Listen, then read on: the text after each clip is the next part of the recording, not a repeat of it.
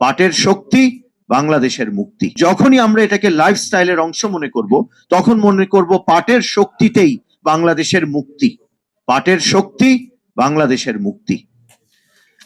আমরা যখন মনে করব এই পাটের দ্বারাই চট্টগ্রাম সহ বাংলাদেশের বিভিন্ন জায়গার যে জলাবদ্ধতা, সেই জলাবদ্ধতার একটি মূল কারণ যে পলিথিন, প্লাস্টিক ব্যাগ, এই পাটের তৈরি পণ্য দিয়েই, পাটজাত পণ্য দিয়েই আমরা সেই জলাবদ্ধতার 50-60 ভাগ দূর করতে পারবো। তখনই পাটকে আমরা আবার ফেরত আনতে পারবো। সোনালী আঁশ হিসেবে আমরা পড়েছিলাম, আমি জানি না আমাদের বাচ্চারা পাটকে সোনালী আঁশ হিসেবে আর চেনে কিনা। অতএব এটি শুধু, অবশ্যই গার্মেন্টস সেক্টর, রেমিটেন্স আমাদের অর্থনীতিতে অনেক অনেক অবদান রাখে এখন, কিন্তু এটিকে শুধু সেভাবেও অর্থনৈতিক একটি কর্মকাণ্ডে পরিণত করবার উদ্দেশ্যেই আমার বক্তব্য আজকে নয়।